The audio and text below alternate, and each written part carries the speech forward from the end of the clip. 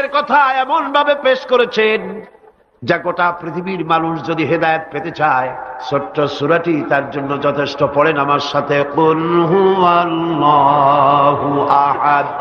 পড়েন সবাই, কুল হুয়াল্লাহু আহাদ আল্লাহুস সামাদ লাম ইয়ালিদ ওয়া লাম ইউলাদ ওয়া লাম ইয়াকুল লাহু কুফুয়ান আহাদ।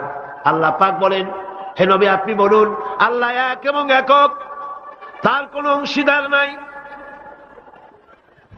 তিনি বেনিয়াজ, তিনি কাউকে জন্ম দেন নাই, তাকেও কেউ জন্ম দেয়নি। আকাশ আর জমিনে আল্লাহর সমকক্ষ কেউ নাই, কেউ নাই। তিনি এক এবং একক।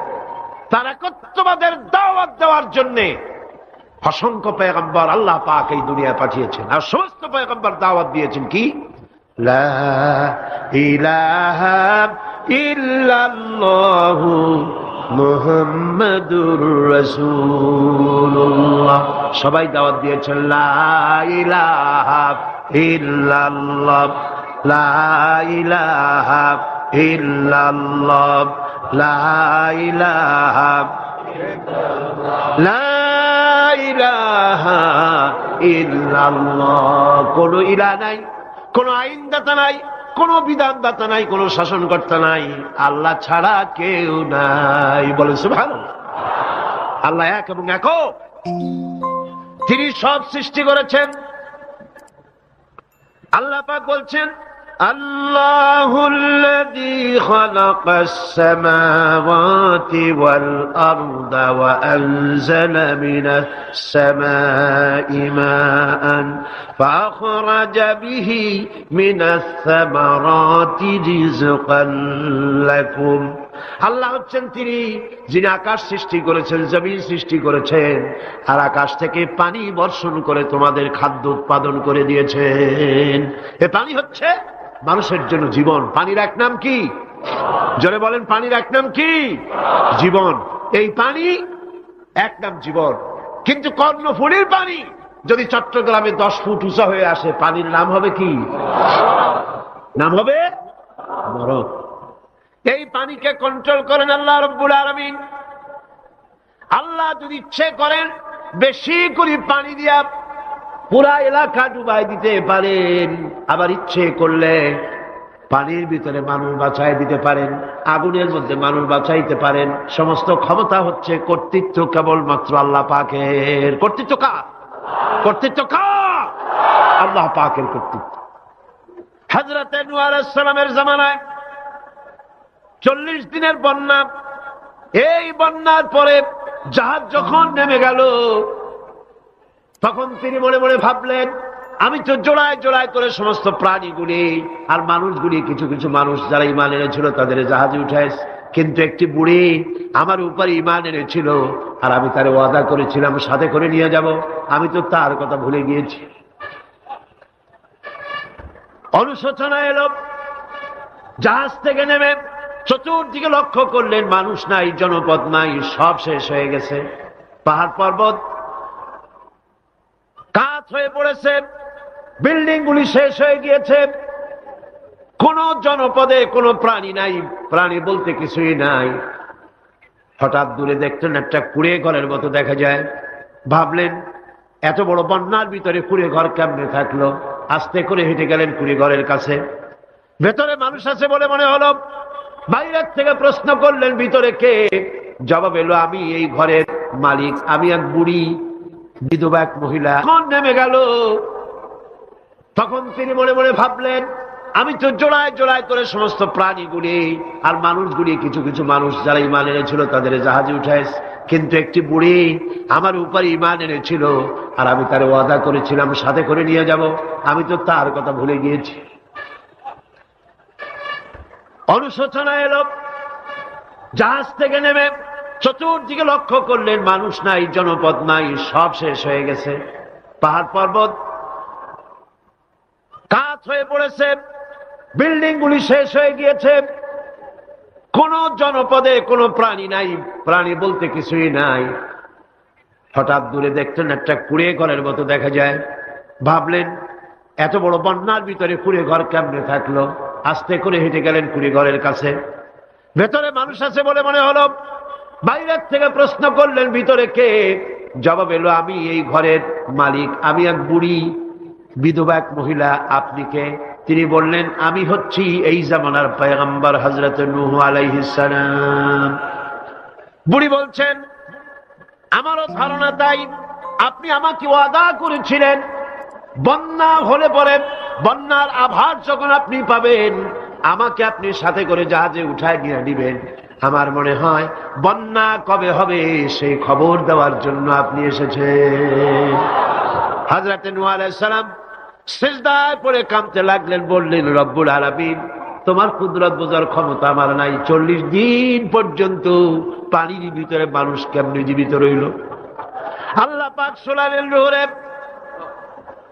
বিপদ যখন এলো তুমি তোমার উম্মতকে ভুলে যেতে পেরেছো, ভুলে গিয়েছো, কিন্তু আমি রব্বুল আলামিন রহমানুর রহিম, আমি আমার বান্দিরে ভুলি নাই। পানির স্রষ্টা আল্লাহ, পানির ভিতরে তিনি বাঁচাতে পারেন, আবার তিনি আগুনের ভিতরে বাঁচাতে পারেন, সব কিছু করতে পারেন। সমস্ত ক্ষমতা আল্লাহ পাকের। সমস্ত ক্ষমতা কার? আরো জোরে বলেন, কার? আল্লাহ পাক বলেন, এভাবে করে আমি আকাশ সৃষ্টি করেছি, জমিন সৃষ্টি করেছি, বৃষ্টি দিয়েছি, আর চন্দ্র সূর্য তৈরি করেছি। তারপরে আমি তোমাদেরকে নিয়ামত দিয়ে ভরে দিয়েছি। ওয়া ইন তাউদ্দু নি'মাতাল্লাহি লা তুহসুহা। আমার নিয়ামত যদি গণনা করো, গুনে গুনে আমার নিয়ামত শেষ করতে পারবে না। সুবহানাল্লাহ। হাদা খালকুল্লাহি ফাআরুনি মাযা খালাকাল্লাযীনা মিন দুনি। এ হচ্ছে আল্লাহর সৃষ্টি, আর আল্লাহ বাদে অন্যরা কি সৃষ্টি করেছে দেখাও। যদি ক্ষমতা থাকে দেখাও কি সৃষ্টি করেছে অন্যরা। আছে কিছু? আছে কিছু? সমস্ত সৃষ্টির মালিক কে? আরো জোরে বলেন, কে? সব কিছুর স্রষ্টা হচ্ছেন আল্লাহ পাক। ওই আকাশের মালিক কে? চিল্লায় বলেন জোরে সোরে, আকাশের মালিক কে? বাতাসের মালিক কে? চন্দ্র সূর্যের মালিক কে? পৃথিবীর মালিক কে? গোটা সৃষ্টি জগতের মালিক কে? সবকিছুর মালিক যিনি, তিনি বলছেন এগুলি সব আমি সৃষ্টি করেছি। ফারুনি মাযা খালাকাল্লাযীনা মিন দুনি। আমি ছাড়া অন্যরা কে কি তৈরি করেছে দেখাও। আল্লাহ রাব্বুল আলামিন এভাবে করে মানুষের জন্য সব কিছু সৃষ্টি করেছেন।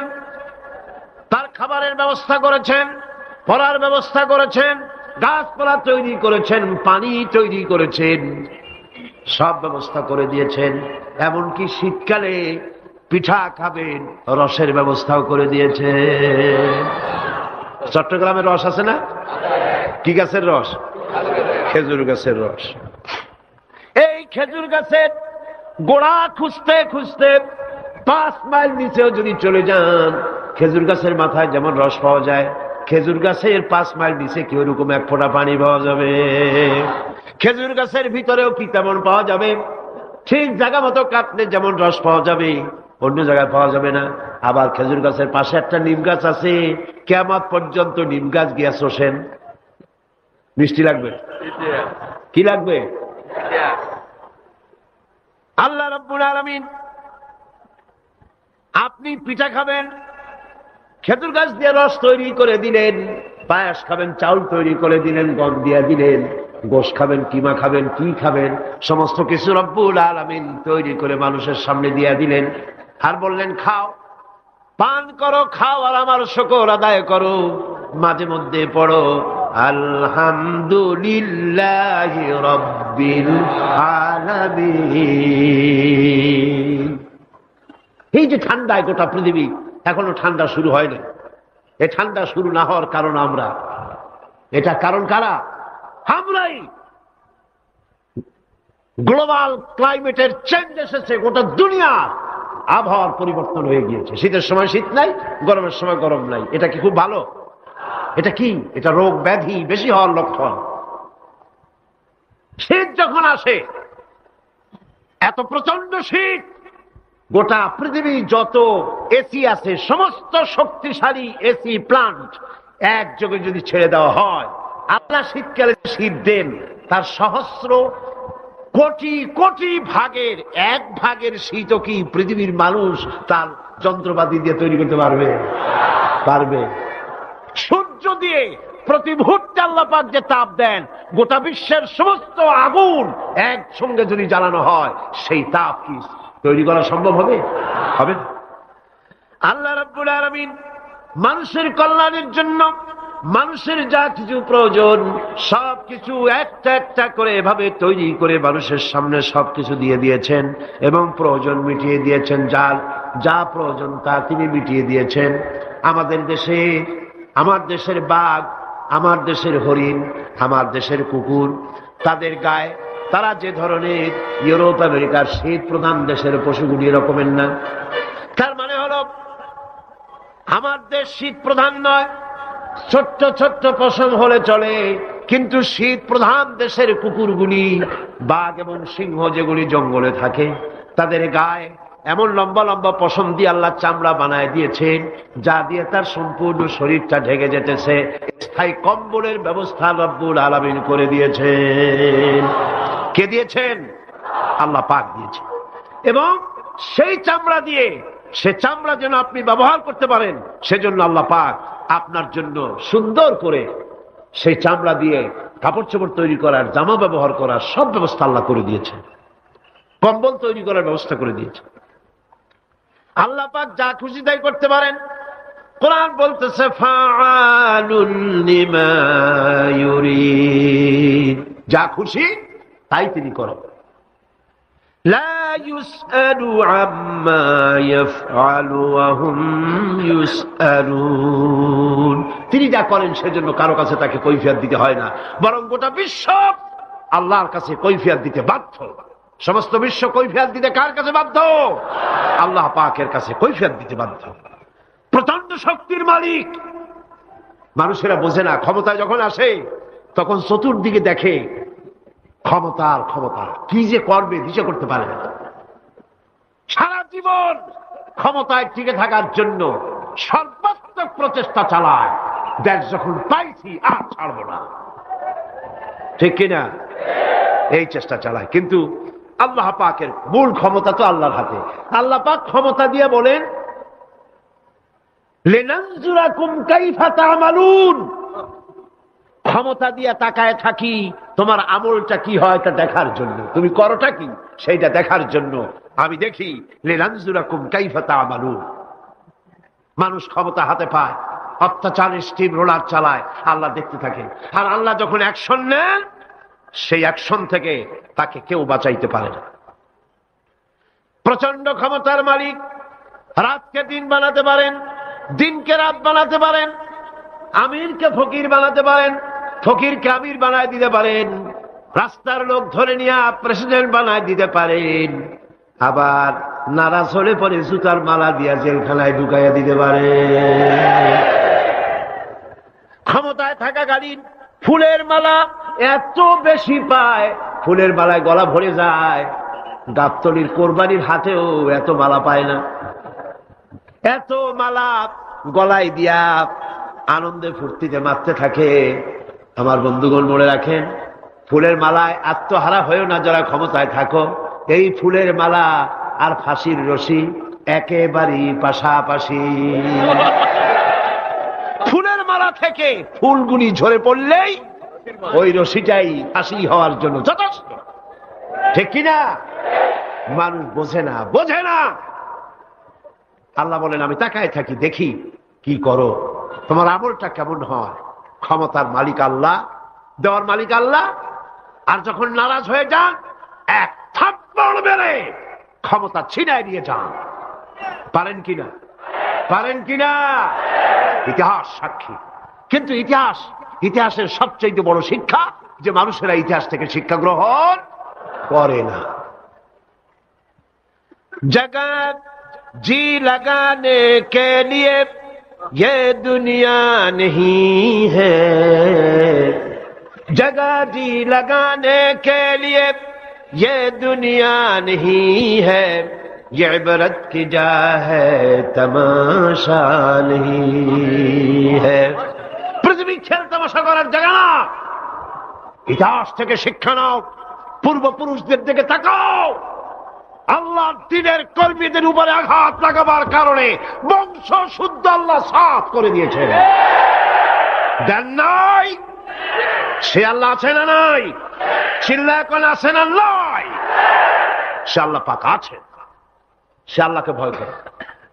ইত্তাকিল্লাহ, সে আল্লাহকে ভয় করে। আল্লাহ পাক ইচ্ছে করলে ক্ষমতা দিতে পারেন, ইচ্ছে করলে ক্ষমতা ছিনায়ও নিতে। সে আল্লাহ রাব্বুল আলামিন ক্ষমতা দেওয়ার মালিক, ক্ষমতা ছিনায় নেওয়ার মালিক, হায়াতের মালিক, মওতের মালিক। সবাই বলুন হায়াতের মালিক কে? মওতের মালিক কে? খাবারের মালিক কে?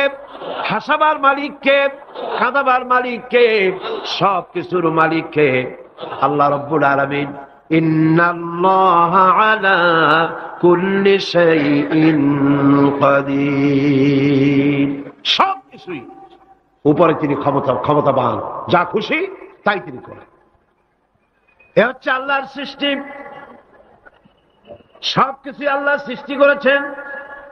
বরং কাফের বেঈমান যারা অস্বীকার করে আল্লাহ রাব্বুল আলামিন, সেই মানুষেরাই বুঝতে পারে না। বরং মানুষ যা কিছু তৈরি করেছে তা সবই আল্লাহর বানানো জিনিস, তার থেকেই করেছে। কথাটা বুঝে আসে না? মানুষ না বুঝেই বিজ্ঞানকে সবকিছুর প্রশংসা বিজ্ঞানের জন্য করে, বিজ্ঞানের জন্যই প্রশংসা অস্থির হয়ে যায়। যেমন ধরুন, রাজশাহী বিশ্ববিদ্যালয়ে আপনার ছেলে পড়ে, 6 মাস টাকা পয়সা পায় না, ধার খরচ করিয়া তার 6টা মাস চালায়। হঠাৎ করে পিয়ন মানি অর্ডার ফর্ম নিয়ে হাজির, 6,000 টাকা পাঠাইছে বাপে। টাকাগুলি নিয়ে সই করে পিয়নের কদমবুসি করে যে বাবাজি এতদিন পরে টাকা নিয়ে আসছেন, আপনার প্রতি আল্লাহ রহম করুন। এটা বুদ্ধিমান না বেকু? বুদ্ধিমান না বেকু? আরে বেটা, পিয়ন কি তোর বাজান? টাকাকে পাঠিয়েছে? বাবা পাঠিয়েছে, প্রশংসা তার কর। বিজ্ঞানীরা প্লেন বানিয়েছে, বিজ্ঞানীরা গাড়ি বানিয়েছে, বিজ্ঞানীরা কম্পিউটার তৈরি করেছে, প্রশংসা করো সেই আল্লাহ যে আল্লাহ রাব্বুল আলামিন বিজ্ঞানীর মাথায় বুদ্ধি দিয়েছে। প্রশংসা কার? আল্লাহ পাকের প্রশংসা করতে হবে। হায়াতে খালকুল্লাহ, যা কিছু আল্লাহ বলছেন এ সব কিছু আল্লাহর সৃষ্টি। মানুষ কিছুই সৃষ্টি করেনি, শুধু আল্লাহর সৃষ্টি দিয়ে জোড়া তালি দিয়ে বানিয়েছে, ঠিক না? আল্লাহর বানানো জিনিস দিয়ে জোড়া তালি দেওয়া হয়েছে। আল্লাহ পাকের সৃষ্টি তো দূরের কথা, আল্লাহকেই মানতে চায় না। কি বলে? বলে আনসিন ইজ নাথিং। শুনছেন কথা? আনসিন ইজ নাথিং, যা দেখা যায় না তা কিছুই না, মানি না। যার রং নাই, রূপ নাই, ধরা যায় না, ছোঁয়া যায় না, অনুভব করা যায় না, তা মানি না। নাউযুবিল্লাহ। এই কথা দিয়ে তারা আল্লাহরে অস্বীকার করতে চায়। অথচ এই ভদ্রলোকেরা মাধ্যাকর্ষণ না দেখেই বিশ্বাস করে মাধ্যাকর্ষণ আছে, ঠিক কিনা? এই ভদ্রলোকেরা বিদ্যুতের শক্তি দেখেই, বিদ্যুৎ কেউ দেখে? আপনারা দেখতেছেন বিদ্যুৎ? বিদ্যুতের শক্তি দেখে বিদ্যুৎকে বিশ্বাস করে। বাতাসের প্রচন্ডতা দেখে বাতাসকে অনুভব করে, বিশ্বাস করে।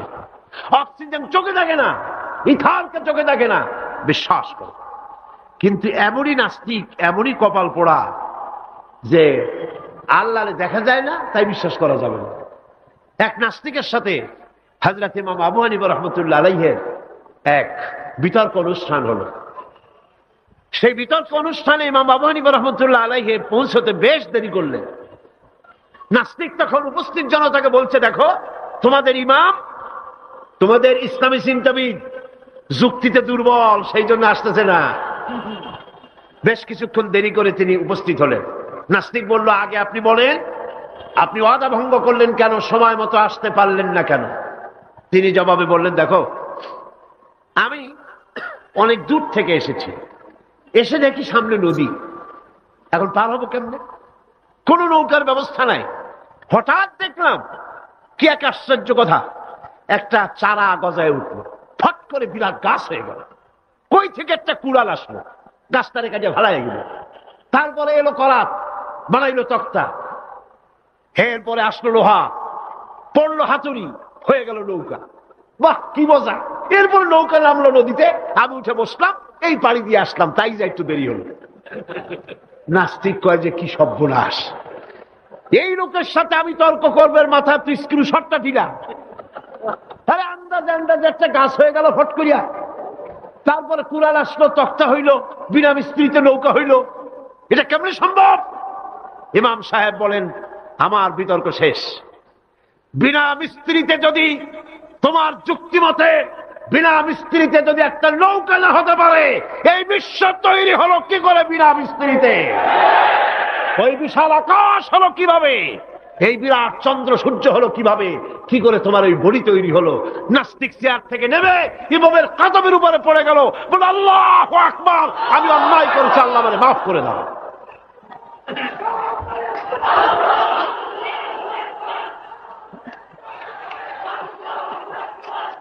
নাস্তিক ঘোষণা করে দিল, লা ইলাহা ইল্লাল্লাহু মুহাম্মাদুর রাসূলুল্লাহ। জোরে সরে বলেন, লা ইলাহা ইল্লাল্লাহু মুহাম্মাদুর রাসূলুল্লাহ। লা ইলাহা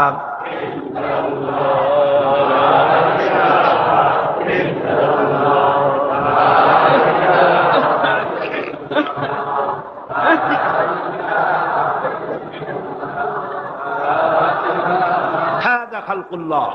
এ হলো আল্লাহর সৃষ্টি। কার সৃষ্টি? বলেন সবাই খুশি হয়ে, কার সৃষ্টি? ফারুনি মাযা খালাকাল্লাযিনা মিন দুনি। আল্লাহ ছাড়া কে কি বানাইছে দেখো। সব কে বানিয়েছে? খুশি হইয়া, বুক ফুলাইয়া জোরে কোন কে বানিয়েছে? ওই আল্লাহ রাব্বুল আলামিন বলেন, দুনিয়ার সব দিক থেকে চোখ ফিরাইয়া এবার নিজের দিকে তাকাও। ওয়াফি আনফুসিকুম ওয়াফি আনফুসিকুম আফালা তুবসিরুন। এমনকি তোমাদের নিজেদের মধ্যেও আমার নিদর্শন আছে। তারা কি তা অনুধাবন করে না? তোমার মধ্যেও আমার নিদর্শন আছে। কার মধ্যে? আমাদের মধ্যে। কোন কার মধ্যে? আমাদের মধ্যে আল্লাহর নিদর্শন আছে। মানুষ যদি তার নিজের দেহের প্রতি লক্ষ্য করে, তাহলে সে মহান আল্লাহ পাকের অসংখ্য কুদরত দেখতে পাবে। যেমন একটি শিশু যখন জন্ম হয়, তখন তার হাড়ের পরিমাণ হয় 305টি। 305টি। পরে এগুলি একটা দুটো মিশে গিয়ে পরিমাণ দাঁড়ায় 206টি হাড়।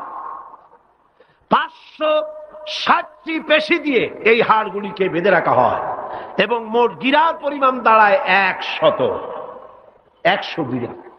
আপনি কি জানেন আপনার আঙ্গুলের মাথা থেকে বাহু পর্যন্ত কয়টা গিরা আছে?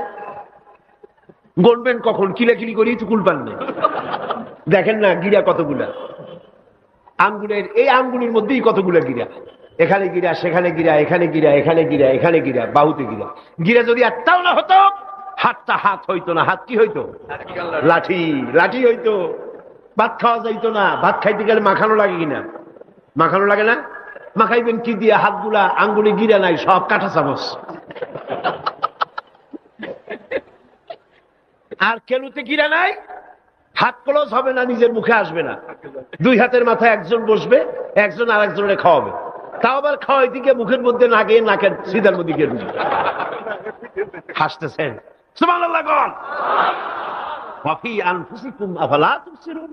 তোমার ভেতরে আমার নিদর্শন আছে, অনুধাবন করো। মানব শরীর এক আশ্চর্য মেশিন। সুবহানাল্লাহ, আশ্চর্য মেশিন।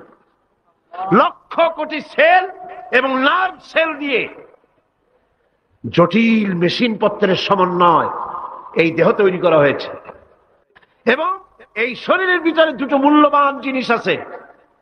তার একটি হচ্ছে কন্ট্রোল রুম, যাকে বলা হয় ব্রেইন। যেটা কি? ব্রেইন। আরেকটি হচ্ছে জেনারেটর। সেই জেনারেটরটা কি? হার্ট, আপনার হৃৎপিণ্ড। ওয়াফি আনফুসিকুম আফালা তুবসিরুন। লক্ষ্য করো না? কেমনে? তোমার শরীরের দিকে তাকাও না। Brain, control room. হার্টের কাজ হচ্ছে রক্তগুলিকে সার্কুলার করা, রক্তগুলিকে পৌঁছে দেওয়া সর্বত্র। যা খাচ্ছেন সমস্ত খাদ্যগুলিকে রক্ত তৈরি হচ্ছে, হার্টের কাজ হলো এটাকে এইভাবে করে করে পৌঁছে দেওয়া। আর এই রক্তগুলি যদি না পৌঁছায়, শরীরের যে অংশে রক্ত পৌঁছাবে না সে অংশ কি হবে? প্যারালাইজড হবে, অবশ হবে। মাশাআল্লাহ, আপনারা সব ডাক্তার বুঝতে পারতেছেন, কথা বুঝে ফেলতেছেন, আলহামদুলিল্লাহ। রক্ত পৌঁছাবে না, প্যারালাইজড হয়ে যাবে। এই জন্য আল্লাহ কি করেছেন, পায়ের বুড়ো আঙ্গুল থেকে শুরু করে মস্তিষ্কের মাথা পর্যন্ত অসংখ্য নার্ভ, শিরা উপশিরা দিয়ে ভরে দিয়েছেন। কত শিরা, কত উপশিরা।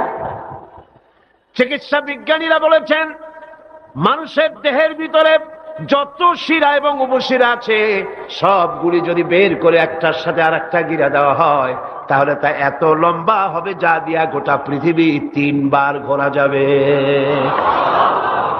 এই শিরা উপশিরা গুলি যদি ছিঁড়ে ছিঁড়ে শরীর থেকে বের করে করে পাশাপাশি যদি সাজানো হয় তাহলে 3 একর জমিন লাগবে সাজায়া রাখতে।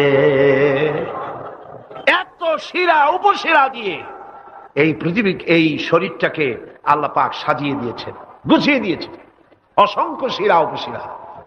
হার্টের কাজ হলো রক্ত আসতেছে পাঞ্চ করে করে, এভাবে করে করে রক্ত পৌঁছায় দিচ্ছে হার্ট থেকে, তার মাথা থেকে শুরু করে পা পর্যন্ত। হার্ট প্রতি মিনিটে 10 পাউন্ড রক্ত সঞ্চালন করছে। ব্যায়ামের সময় এর পরিমাণ গিয়ে দাঁড়ায় 30 পাউন্ডে। এবং এক সময় যদি আপনি আহত হন, অনেকগুলি রক্ত যদি বেরিয়ে যায়, অন্তত 2.5 পাউন্ডের মতো রক্ত আপনার শরীরের মধ্যে সব সময় রিজার্ভ থাকে। কে রাখে? কে রাখে? কে রাখে? সুবহানাল্লাহ। এবার আপনার হার্ট যদি দুর্বল হয়, হার্ট অ্যাটাক হয় না? চিটাগাঙ্গে নাও হইতে পারে, নাকি হয়? হার্ট যদি অ্যাটাক হয়, হার্ট অ্যাটাক হয় কেন? হার্টের যেই জিনিস ভেতর দিয়ে রক্তগুলি প্রবাহিত হয়, আর্টারি যেগুলি, এই আর্টারিগুলি যদি অতিরিক্ত চর্বির কারণে, অনেকে তো খায় জম্মের খাওয়া, ডাইনি বাই তাকায় না, সুবহানাল্লাহ, 4 আঙ্গুল কপাল বাদ দিয়ার সব পেট, খাওয়ার সময় বিসমিল্লাহ কয় না, শেষেও আলহামদুলিল্লাহ কয় না, খায় আর কয় যা মজা হইছে, খা হুলু কথাবার্তাও পাইকারি দরে খেলে পরে চর্বি হবে। এই চর্বিগুলো গিয়ে হার্টের যে আর্টারিগুলি আছে, রগ আছে, এই রগগুলির ভিতরে চর্বি জমে যায়। চর্বি জমার কারণে রক্ত পাস করতে পারে না, হার্ট অ্যাটাক করে। হার্ট অ্যাটাক করলে পরে রোগী যদি বেঁচে যায় তাহলে বাইপাস অপারেশন করতে হয়। বাইপাস অপারেশন করতে যখন যায় তখন তার জন্য রগ দরকার। ওই যেটা ব্লক হয়েছে ওটা ফেলে দিতে হবে, নতুন আরেকটা রগ লাগবে। এবার আপনি দেখেন আমার আল্লাহর কুদরতের দিকে তাকান। আপনার হার্ট অ্যাটাক করতে পারে, নতুন করে একটা রগের দরকার হতে পারে। এই রগ গরুর রগ দিয়া হবে না, এই রগটা ছাগলের রগ দিয়া হবে না। কোথায় পাবেন রগ? কে দেবে আপনার রগ? আল্লাহ পাক আপনার পায়ের ভেতরে রানের মধ্য দিয়া স্পায়ার রগ সেখানে রেখে দিয়েছেন। হার্ট অপারেশন যখন করা হয় ডাক্তারেরা ব্লক করা হার্ট, ওই রগটাকে ফেলে দিয়া উরুর ভিতর থেকে রগ বের করে কলিজার মধ্যে লাগায়া দেয়। সুবহানাল্লাহ। 2টি মাত্র কিডনি হলে, 1টি মাত্র কিডনি হলে শরীরটা আপনার বেঁচে যায়। আল্লাহ রাব্বুল আলামিন শরীরের ভিতরে 2টা কিডনি দিয়েছেন। কিডনির নাম জীবন। কিডনির নাম কি? কিডনি অচল হলে আপনি অচল হয়ে যাবেন, শরীর ফুলে যাবে, আপনি মরে যাবেন তাড়াতাড়ি করে, রক্ত শূন্যতা দেখা দেবে। কিডনিকে বাঁচায় রাখা প্রত্যেকের জন্য জরুরি। আর কিডনি বাঁচাবার জন্য পানি খাবেন বেশি করে। কি খাবেন? কি খাবেন? পানি। সুবহানাল্লাহ, সুবহানাল্লাহ। এ পানি কার নিয়ামত, পানির অপচয় করবেন না। আমার নবী বলেছেন প্রবাহমান নদীর ঘাটে বসেও 1 ফোঁটা পানির অপচয় করো না। প্রবাহমান নদীর ঘাটে বসেও পানির অপচয় করো না। সুবহানাল্লাহ। পানি নিয়ামত, পানি খান বেশি করে, কিডনি সচল থাকবে। আলহামদুলিল্লাহ। একটা কিডনি হলে চলে, আল্লাহ পাক 2টি কিডনি দিয়েছেন।